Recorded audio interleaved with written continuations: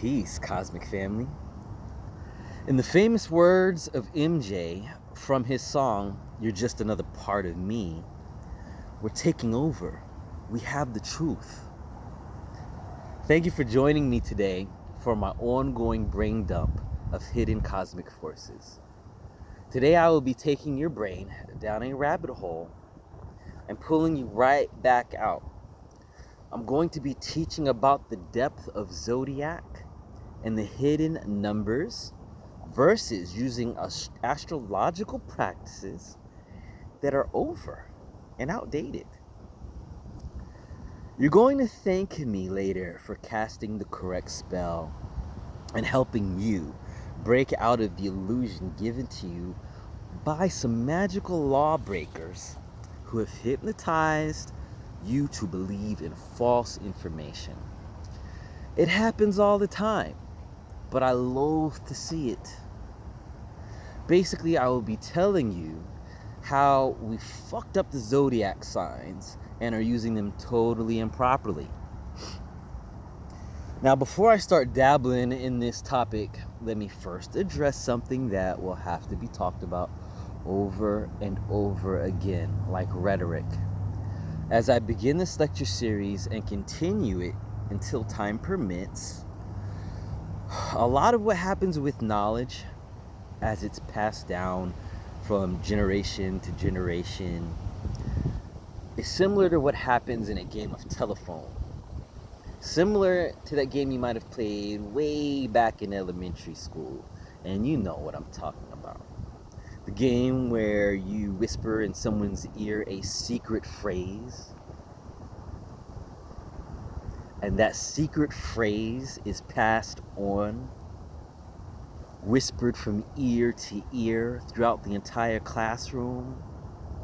And when the person who started the secret phrase hears what the very last person utters, what they were told, the secret phrase has been changed into something uniquely fucked up from the original message and no longer represents the idea that was originally spoken.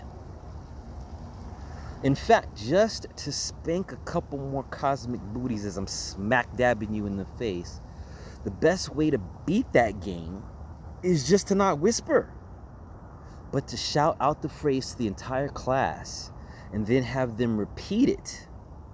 Therefore, there can be no misinterpretations. Now say dab dab. I'll wait. All right, back to our topic at hand. Now, everybody knows that about 9 times out of 10 at a party, you'll be asked, "What's your sign?" It's one of the most practiced icebreakers in Western culture today. Now, let's imagine you're not from Western culture. Let's say you are born on a remote island, far from modern man. And as you observe the night sky, would you suspect that the moment you were born here on the earth, you were given a destiny based on the lights you see in the sky every night? Would you equate some of those patterns you see in the stars to be zoological creatures like scorpions, fish? They didn't even put mice up there, but what if a mice was up there? Where we actually get the root word from Zodiac is zoology. Or would you just be more mesmerized by the cosmic show on display for you every night in the sky, as the moon and stars dance in a rhythmic harmony that you can sense but have no name for it? This is where I want you to pretend you are during this entire lecture series. Imagine you have no understanding of astrology that has been taught in the zodiac signs that currently exist. Imagine you've lost the ability to ask somebody what is their sign as an icebreaker. Shit, now you got to be impulsive. And to gain a general idea of who these people are by asking them that, it won't exist anymore. Now you're saying to yourselves, "Dab, that's a cute idea. But I have seen too many people portray the exact traits that astrologers say they would exhibit based on their birth sign and birth charts. Shut your brain off for a moment and let me stop you right there in your tracks.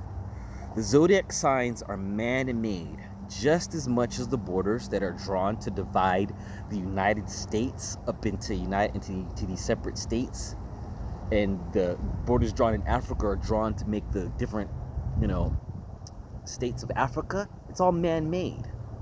So what exactly are we going to argue or have a discourse about? I'd rather say discourse, because you're not going to be able to argue back at me unless you actually reach out to me in my comments and would like to discuss this further scientifically and spiritually.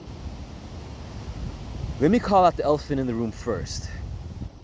The elephant in the room is hypnagogic action. I've said this in many lectures, where the suggestions of the zodiac signs create the reality from the internal subconscious into the external consciousness as it is just written and spelled out. Our subconscious mind loves a good package because it's used to having no boundaries. So when it meets something with boundaries, it gives the subconscious mind a reason to send signals to the conscious realm. And those signals are, hey, let's manifest that reality that is so perfectly packaged, even though it has a limited capacity for my true nature. That's the subconscious. Our subconscious mind also loves chaos and the unorganized world. So binding the subconscious in the zodiac realm creates a conflict between the dualism of the subconscious thought forms that can be manifest into the outer reality of consciousness. This is the current problem in today, where you will find we can extract a deeper science that is not bound but endless when you look at the division of the heavens based on the size of the earth, it's small, and the degrees the sun must pass through to create a 360-degree compilation of rhythmic dynamics that can be proven and shown true, along with its 23-degree tilt on the earth's spin, which causes the precession of the zodiac signs. I do have a small side quest I'd like to send anybody who's a flat earther on. Can you describe precession in the zodiac signs in your flat earth models? If so, please show your proofs and leave a comment below, and I'll send my dragoons to come and check you, which is really just me. I'm going to tell you that the stars are like a mystical Fibonacci television show. There's definitely a pattern that will always emerge, okay? But the pattern has the ability to infinitely morph and change, meta, allowing for it to never end. I repeat, the pattern has the ability to infinitely change, allowing for it to never end. That should settle into a place where I'm going to allow you to have a comfort level that I'm not going to ask you to stop using the zodiac forms, the zoological forms that we have imagined in the sky. What I do want you to realize and understand, really understand, as I begin to tell you about the number science behind zodiac, is that it is moving and never fixed. That can be hard for a Westerner to understand, I know. That doesn't really marry up with the science and the ability to use spiritual aspects that the stars tell us, because you guys aren't really using the science. So let's get scientific right off the top. According to where the sun rises, there has been a 36-degree shift. I've talked about what a degree is. It's learningness, right? Which will continue to progress. This means that the signs have shifted forward in the 12 zodiac system by at least half a month. The precession has caused almost every sign to feel a major change in the stars that affect your birth. Also, we have to remember there's actually 13 in the zodiac system that I will break down in a secondary lecture a lot better. But for right now, this is the best way to describe the difference between sidereal astrology and tropical astrology. Tropical astrology ignores what the heavens are and how they're moving based on the wobble of the Earth's axis. Sidereal astrology uses real calculations tracking the movements of the heavens and keeping a very accurate account of the influences raining down on our planet. Let's get right down to the brass tacks. Every zodiac sign is a spell. And in my world, a spell is a basic thought form that causes the subconscious mind to manifest ideas into reality. A spell is something that causes DNA to change. A spell is something that communicates through the ancestral realm and causes them to take action in the ether. That can affect the physical realm. A spell only lasts but so long. Okay. So for example, I was born March 3rd, 1978, supposedly under the sign of two fish, Pisces. If you look up my birth chart though, the sun really wasn't in Pisces based on the science. It was more budding into Aquarius. What if I were to look this up on my natal charts and the Western astrology birth charts? Well, the sun would not be in the position that it actually was when I was born. Why though? Why break a living, breathing system and make it dead? Because Western spellcasters, aka astrologers, fixed the signs in Western culture and did not allow for them to move according to the shift that happens during the precession, to guard the secrets. This is truthfully a deep plot of those who wish to hide the light in plain sight in their common little circles, called the Illuminati secret societies. So in essence, I was an Aquarian-born new age of the Aquarius kid. And this is just a personal note. I almost feel like the spell of the Zodiac being fixed by Western culture has made a dualistic nature of the Zodiac altogether that didn't have to be. Most science prefers precision over fantasy. So I don't normally take this much time to get to the actual subject, which will be to give you a better way to use the Zodiac system. Now you're saying internally, Dab, I don't need another Zodiac system, excuse me as I'm burping. I don't need another astrological system, soothsayers, tarot cards, neither do I, bro. Neither do I, sis. I'm right there in the same corner. We're in the corner, same corner, and I'm screaming, hell yeah. I don't need that.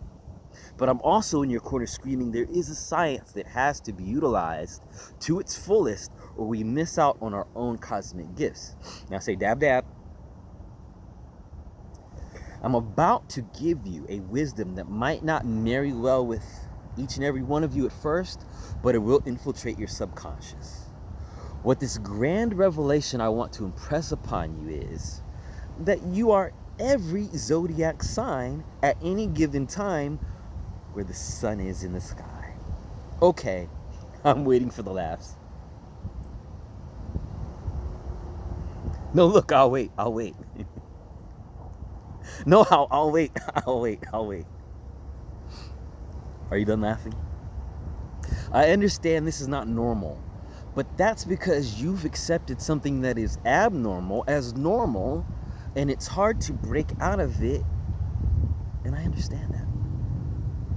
Well, today is your day. You're being granted the access to free your mind from a limited container that Westerners taught you as your bread and butter to understanding your destiny written in the heavens, Okay, I'm getting nerdy, I'm sorry, it happens. So we're moving down a road that actually splits into two roads and becomes one again. One road to guide them all. One road to bind them. One road to find them again. That is the thought form that we will be using. Are you ready for a better breakdown? Are you ready to understand why astrology has worked for us so far, but has been failing you in reality? Okay, I think you're ready. You are ready to take this great cosmic journey that involves the sun and its 365 days of the year it takes for us to go around it, as well as the patterns that emerge through the music of the spheres as they dance intricately in the spheres that they create in their orbits. So you've answered yes, then let's begin the new story. Let's cast the real spell and dispel the Maya, or the illusionary place in your subconscious programming. Together, let's rename the 13 tribes of the Zodiac based on the fact that the moon takes 27 days to complete its Earth orbit. All right, let's go.